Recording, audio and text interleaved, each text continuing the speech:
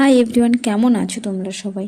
আজকে আমাদের এখানে নরনারায়ণ সেবা হবে, তাই আমরা সন্ধ্যেবেলা একটু হাঁটতে হাঁটতে দেখতে এসেছিলাম এখানে এখন কি হচ্ছে। আর এই যে প্যান্ডেলটা করা হচ্ছে, এখানে আর কিছুক্ষণ পরে অনেকেই আসবে আর এখানেই খাবার দেওয়া হবে। প্রচুর মানুষের আয়োজন করা আছে খাবারের জন্য। তারপর ফুচকা খেয়ে চলে গেলাম একটু রান্নার ওই দিকটায়, রান্নার ওখানে কি কি হচ্ছে দেখার জন্য। আর এই দিকে রান্না হচ্ছে, অলরেডি সমস্ত রান্না কমপ্লিট হয়ে গেছে, আর হয়তো কিছু রান্না বাকি আছে, ওইগুলো তাড়াতাড়ি করে ওনারা করে নিচ্ছে। আর কিছুক্ষণ পরে খাবার দেওয়া শুরু হয়ে যাবে, যেহেতু অনেক মানুষের আয়োজন এই খাবারের, তাই তাড়াতাড়ি শুরু করে দেবে। 7:30 8টার মধ্যে খাবার দেওয়া শুরু। আর এখন আমরা একটু বাড়ি চলে এসেছি, আবার কিছুক্ষণ পর আবার যাব। আমরা এসে দেখি এখানে অলরেডি খাবার দাওয়া শুরু হয়ে গেছে। আমরা আসার আগে 2-1 পুত হয়ে গেছে।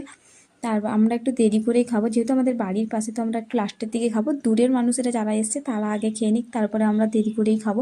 তাই আমরা বসে বসে এখানে দেখছিলাম, বহু মানুষ এসছে, অনেক দূর থেকে মানুষ এসছে এখানে ঠাকুরের ভোগ খেতে। আর আমরা এখানে রাস্তার উপরে বসেছিলাম, বসে বসে সবটা দেখছিলাম কারা কিভাবে দিচ্ছে। তারপর বহু মানুষ এসছে, বসে দেখছিলাম। আর এইদিকে আমি রাজা আর তার মাকে বলছিলাম একটু ক্যামেরার মধ্যে আসতে, আর ওরা এসছিল। তারপরে এখানে আমি, মা, ঠাকুমা সবাই মিলে বসেছিলাম।